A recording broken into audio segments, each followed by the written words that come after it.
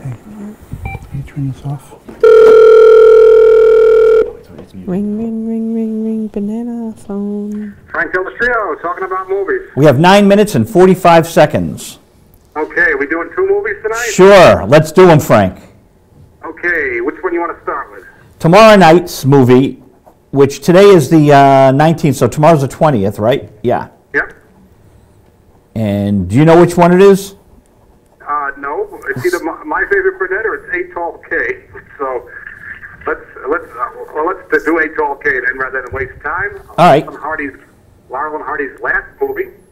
Oh, that's what we're doing tomorrow. Laurel and Hardy's last movie. Okay. Okay, 8 Tall K has a couple of different titles. Most commonly, alternate title is Utopia, and in which the viewers will see this as soon as they start watching, is that Stan Laurel is not a healthy man in this movie, and Oliver Hardy is a lot bigger than you've ever seen him before. He was getting close to 350 pounds in this movie. Whoa. And both of them were, since the last movie, both of them were older than you ever seen them before, and both had health problems. That is not why the movie took almost a year to film. It was one of those movies where the production was all screwy. It went from one to another problem, and before you knew it, the money was gone, time was gone, and they had no movie, so they had to hang around. It was a very unpleasant experience for Stan Laurel. His widow never stopped talking about it. There's actually a book written about this movie, Laurel Hardy's last movie, the chaotic making and marketing of 8 Tall K, and among the chaotic marketing is there's 4 versions. I saw a version on American television. Couldn't have been too long after it came out. It didn't hit America until 1954. Now, I remember I saw it once or twice when I was a child, maybe 6, so it didn't take long to get to TV. And that's thanks to Hal Roach, because Hal Roach didn't produce the film, but he did handle the American distribution, and once he saw a movie had made its money in the theaters, he had no trouble getting it on TV. And that's where I saw it. Not knowing at the time I was seeing a very bastardized version. When I watched it again to prepare for the show, I saw scenes that I knew weren't in the first one. So, and is it a good movie? I think it's not a bad movie. It's worse when Laurel and Hardy are doing their old routines because you've seen them before, then do them better. But when it gets into a plot and some action comes in, it's not bad at all. Now, you said it made money in the theaters. No, I don't. Not to my knowledge, it didn't. No. Okay. What I said is when Hal Roach saw a movie had made all the money he was going to make in theaters. He brought the TV as soon as he could. And who knows what the TV value was in that day? Yeah, probably not much. I'm sure the Patriots game this Sunday is going to be worth a lot more. I guess so.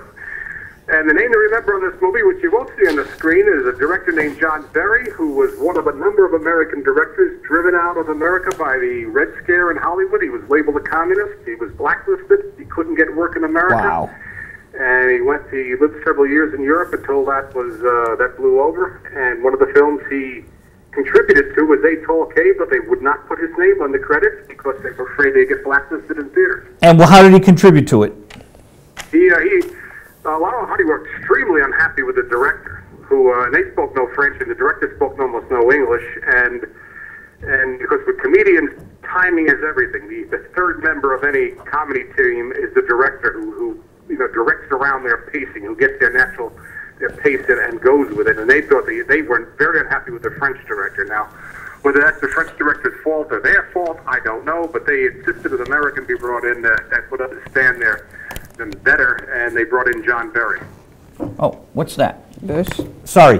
Okay, should we move on to My Favorite Brunette? Yes. Okay, My Favorite Brunette, 1947. Joe, I know you have a fondness for film noir.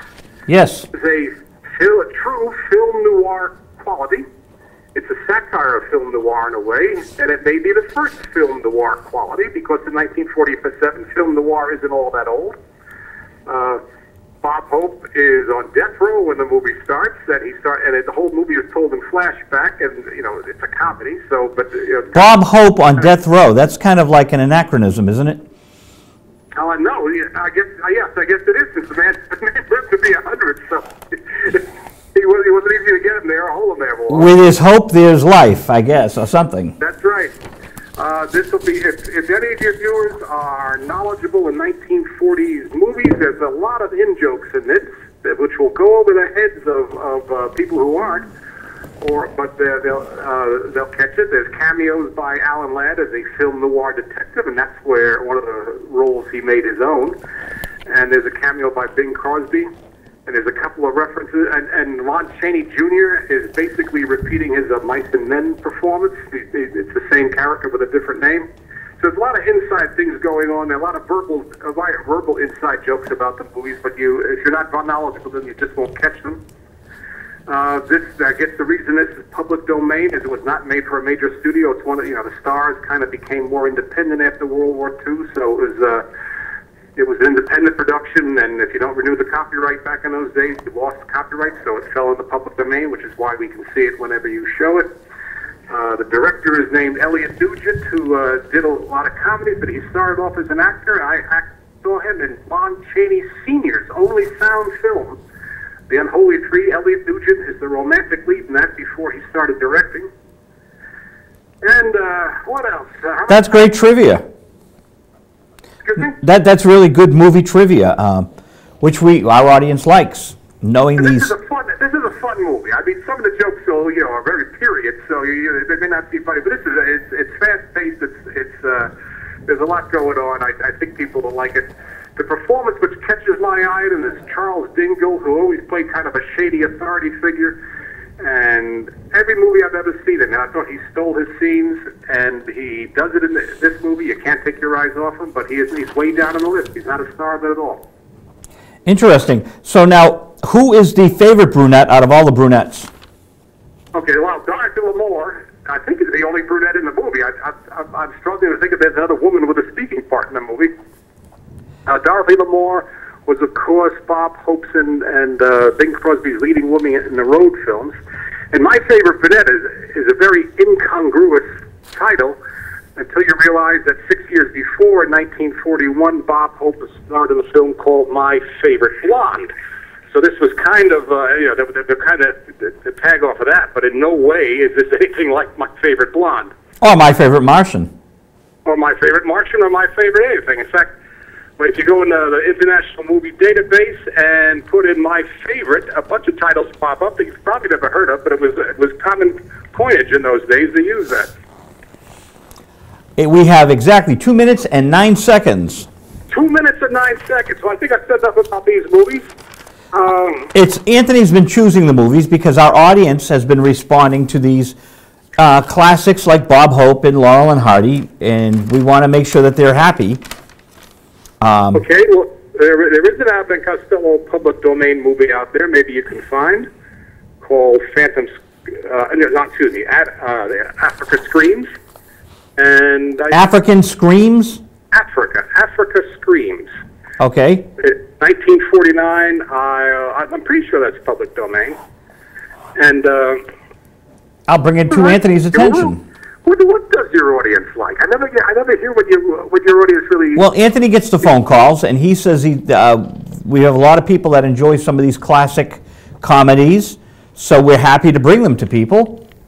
In 1 minute and 13 seconds left, we're going to have you back to talk about your books again at some point. I'm going to send you my itinerary. We have a lot of guests lined up. Okay. We really appreciate you calling in about these movies. Do you watch them at all, Kevin? You should tune in and see how we're doing on Friday nights. Yeah. Kevin lives here in Winchester. All right, well, I hesitate to approach Anthony because I know he's so godlike up there, but I will look on to see what public domain movies are by the classic comedians. You've got his email, just shoot it over there. And make some suggestions, and I will pay homage to Anthony because we got to respect the man who picks the movies. Yeah. I just talk about him; he picks them. Bob Hope in the 1947 satire of film noir, My Favorite Brunette, according to renowned historian Frank Dello Stritto, and Laurel and Hardy's last movie. One title is Utopia. How many titles are there? Do you know? I know 3 titles: Robinson Crusoe Land, Atoll K, which is what the American title was, and Utopia,